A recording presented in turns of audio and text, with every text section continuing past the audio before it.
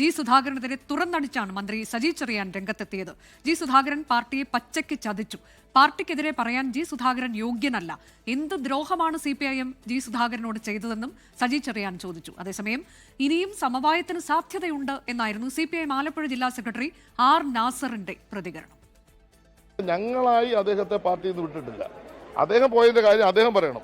എനിക്ക് ഈ 35 വർഷത്തെ ഈ പിന്നെ തെരഞ്ഞെടുപ്പ് മത്സരം പോരാ, ഒന്നുകൂടെ മത്സരിക്കണം. അതിനദ്ദേഹം മത്സരിക്കുന്നത് അത് അദ്ദേഹം പറഞ്ഞങ്ങ് പോയാൽ മതി.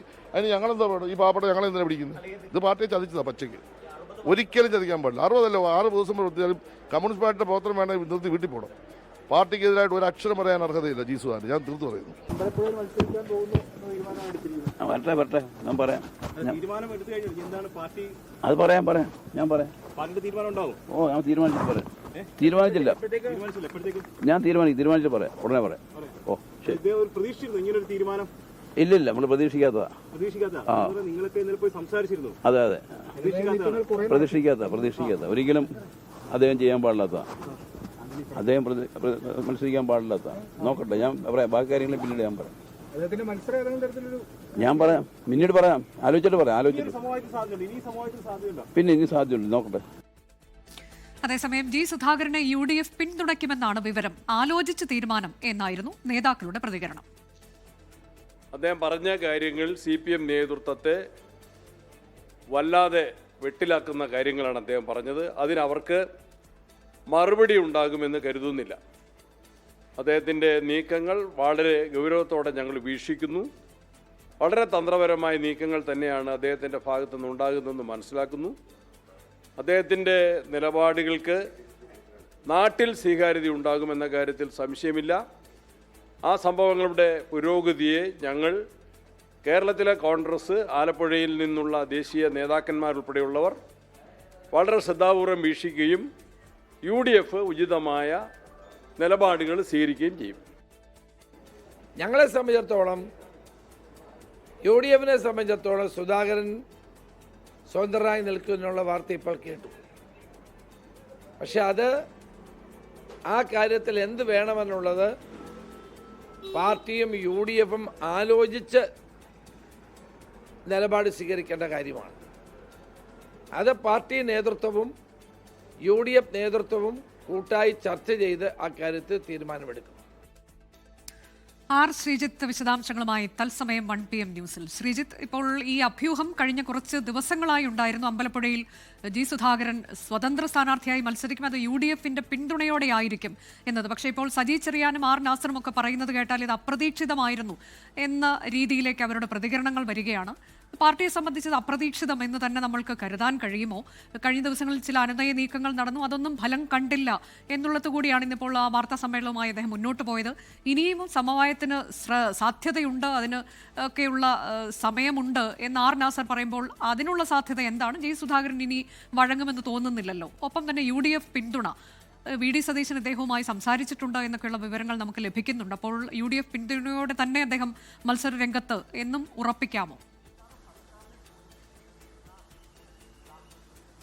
അനുജ, CPIMന് അപ്രതീക്ഷിതമായിരുന്ന ഒരു തീരുമാനമല്ല സുധാകരന്റെ സ്ഥാനാർത്ഥിത്വം. CPIM അത്തരമൊരു നീക്കം പ്രതീക്ഷിച്ചിരുന്നു. എന്നാൽ സജി ചെറിയാനോ അല്ലെങ്കിൽ CPIMന്റെ ആലപ്പുഴ ജില്ലാ സെക്രട്ടറി R നാസറോ ഇത് അപ്രതീക്ഷിതമെന്ന് പറയുന്നത് പാർട്ടിയെ ചതിച്ചു എന്ന ആരോപണത്തിന് കൂടുതൽ ബലം പകരുന്നതിനാണ്.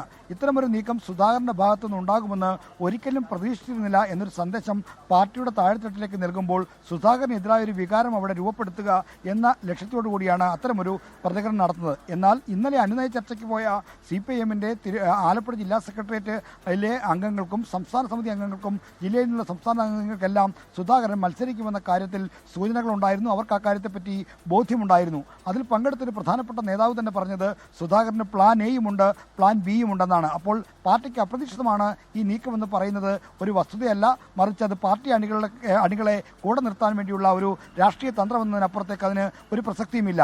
എന്നാൽ ഈ ജി സുധാകരന്റെ നീക്കം എന്താണ് എന്ന കാര്യത്തിൽ കുറച്ചുകൂടി വ്യക്തത വരാനുണ്ട്. അദ്ദേഹം സ്വതന്ത്രമായി മത്സരിക്കുമ്പോൾ ആരുടെയൊക്കെ പിന്തുണ തേടുമെന്നാണ്.